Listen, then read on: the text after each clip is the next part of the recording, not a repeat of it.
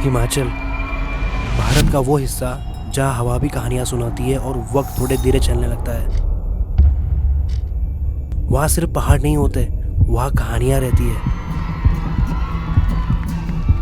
हर कोने में एक एहसास और हर एहसास में एक परंपरा जो दिखती कम है पर दिल में रह जाती है। और उसी एहसास का नाम है रोलाने।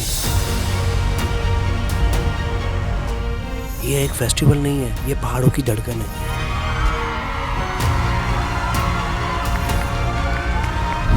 जैसे ही सुबह की पहली रोशनी बर्फ से ढकी चोटियों को चूमती है, पूरा गांव धीरे धीरे जग उठता है, रंगों में, रिवाजों में और उन चेहरों में जो अपने साथ पूरा इतिहास लेकर चलते हैं। ढोल की गूंज सिर्फ सुनाई नहीं देती, वो महसूस होती है सीधा दिल की धड़कनों में।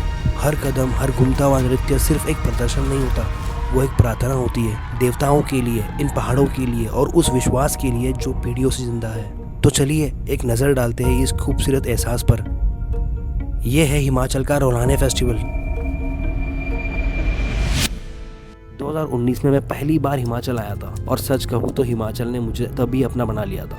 वहाँ के लोग, वहाँ के पहाड़ और वहाँ की वाइब, मुझे सब कुछ दिल से पसंद आया था। शायद इसीलिए मैं इस बार फिर हिमाचल गया और इस बार का कल्पा का एक्सपीरियंस और भी गहरा था और भी खास था। जैसे रोलाने एक बिल्कुल अलग, एक नया एक्सपीरियंस था मेरे लिए। I still can't believe how it felt to be there and actually live those moments.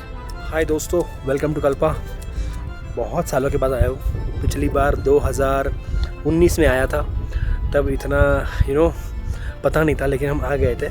और आज हम 6 साल के बाद यहाँ पे आए हैं और हम रोलाने फेस्टिवल कैप्चर करने आए हैं। 2019 में जब मैं यहाँ आया था तब मैंने कुछ बच्चों के फ़ोटोज़ लिए थे। ऑनेस्टली उस वक्त वो सिर्फ एक नॉर्मल मोमेंट था मेरे लिए, बस शूट किया और निकल गया। लेकिन इतने सालों बाद जब मैं वापस चला आया तो वही चेहरे फिर से सामने आए। ये कौन है? देखा कब का फोटो है यार? 2019 में बोला ना मैं आया हूँ 2019 में गाइस। पहले तो मुझे यकीन ही नहीं हुआ कि ये वही बच्चे हैं, लेकिन जैसे ही हम मिले एक अजीब सा कनेक्शन इंस्टेंटली फील हुआ। ये शुभजीत क्या ये आशीष है? बहुत सामने का शैतान है मेरा। ये कौन है? ये कौन है? ये एलिसी है। ए आशीष यहाँ पे भैया। शायद इसीलिए कुछ मोमेंट स्पेशल होते हैं क्योंकि वो प्लान नहीं होते। 2019 में जो सिर्फ एक फोटो था, आज वो एक याद बन गया है। और इस बार मैं सिर्फ उन्हें कैप्चर नहीं कर रहा, मैं उनके साथ वो मोमेंट जी रहा हूँ। उनके साथ क्रिकेट खेला, हंसी मजाक किया और पता ही नहीं चला कब मैं एक आउटसाइडर से उनका पार्ट बन गया।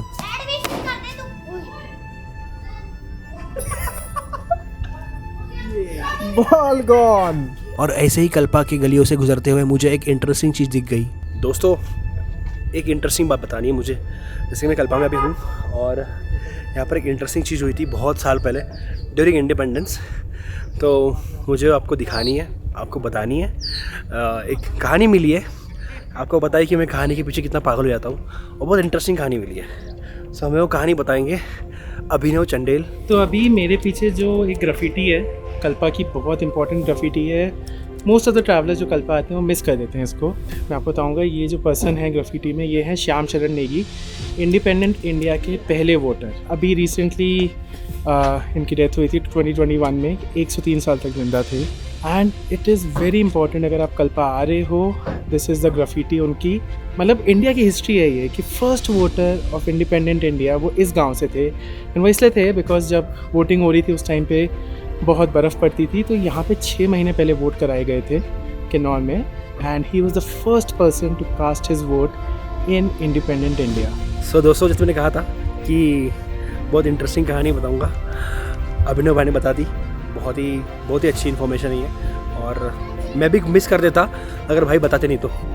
और अब रोलाने फेस्टिवल के ढोल के गूंज कानों तक सुनाई देने लगी थी।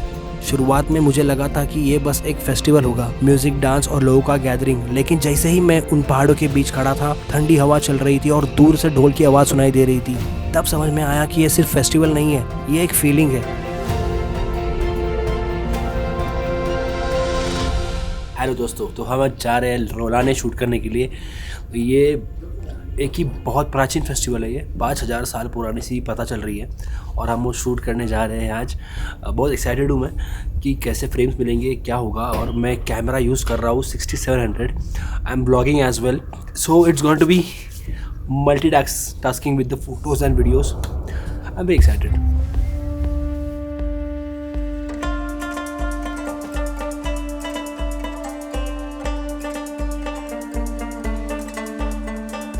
यहाँ पे ना एक फेस्टिवल होता है सुस्कर करके, रोलानी इसका ना एक रिचुअल डांस। तो ये लोग मानते हैं कि इस फेस्टिवल के टाइम पे इनकी जो प्रोटेक्टर परियां जो होती है, सोनी बोला जाता है, वो जो कल्पा के ऊपर आपका मेडोज है वहाँ से नीचे गांव में आती है एक हफ्ते के लिए, इनके बीच में रहती हैं। तो उन दिनों उनका ऑनर करने के लिए, उनकी ब्लेसिंग के लिए ये लोग ये रिचुअल परफॉर्मेंस करते हैं शाम को।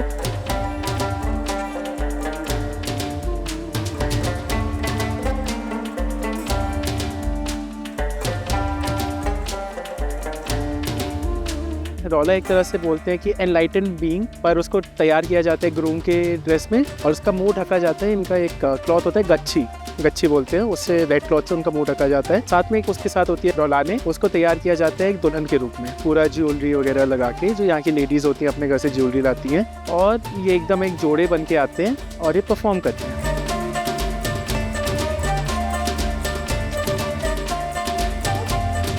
जो चेहरा ढका जाता है, जो मेन पार्ट होता है, चेहरा ढका रहना चाहिए। कुछ लोग बोलते हैं कि अगर नहीं ढकेंगे परियां ले जाएंगी, बट एक्चुअल जो रीज़न होता है वो ये होता है कि देवता के सामने, भगवान के सामने, या जो इनकी स्पिरिट्स हैं, परियां हैं, उनके सामने आपका ईगो का डिसॉल्व होना चाहिए। आपको भगवान के सामने आपकी कोई ईगो नहीं होनी चाहिए। तो एक फेसलेसनेस हो जाती है। आप मेन तो फेस से ईगो आता है ना, फेस आपका नहीं दिखता तो आपकी ईगो डिसॉल्व हो गई है। तो एक तरह से एक रिमाइंडर है कि नेचर के जो डीटी हैं, नेचर के सामने आपको कैसे बिहेव करना है, कि आपकी कोई ईगो, कोई ग्रीड नहीं होना चाहिए जब भी आप किसी देवता या गॉड के सामने होते हैं। तो ये दर्शाता है। रोलाने में लोग सिर्फ डांस नहीं करते, हर स्टेप के पीछे एक इमोशंस होता है, हर बीट के पीछे एक हिस्ट्री होती है।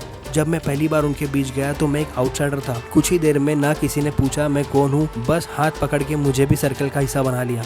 उनकी एनर्जी, उनके एक्सप्रेशन और आंखों में जो खुशी थी वो बिल्कुल रियल थी। शायद इसीलिए कैमरा बंद करने के बाद भी मैं वही खड़ा रह गया, क्योंकि कुछ चीज़ें रिकॉर्ड नहीं की जाती, सिर्फ महसूस की जाती है। और इसी तरह मैंने फर्स्ट टाइम एक्सपीरियंस किया कल्पा का रोलाने फेस्टिवल।